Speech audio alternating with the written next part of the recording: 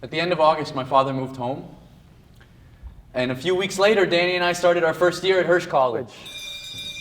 By the end of the first month, I was having the time of my life, and Danny was thoroughly miserable.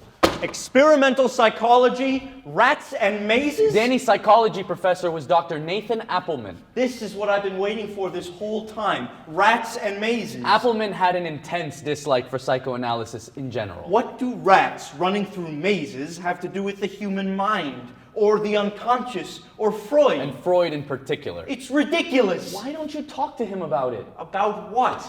The last time I mentioned Freud, all I got out of Appelman was that Freudian psychoanalysis was related to psychology as magic was related to science. Listen to this. I wrote it down. Listen. Dogmatic Freudians are interested solely in confirming their hypothetical theories through a subjective process of analogy and induction and make no attempt to achieve objective results through proven scientific testing methodologies. That was my introduction to experimental psychology. I've been running rats through mazes ever since. Was he right? Was who right? Appelman. About what? About Freudians being dogmatic. What followers of a genius aren't dogmatic, for heaven's sake? Of course they're dogmatic, and they have plenty to be dogmatic about. Why?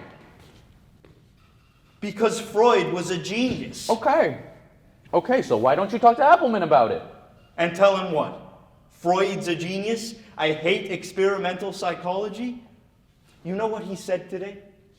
He said, psychology can only be considered a science if its hypotheses are subjected to laboratory testing and subsequent mathematization.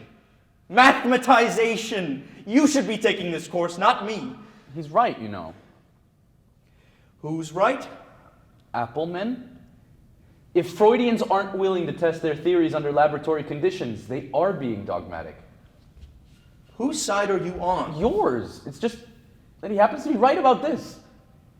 Look, I need a teacher who is interested in human beings. What do rats have to do with the human mind? I don't know, but I'll bet Appelman does. Why don't you ask him?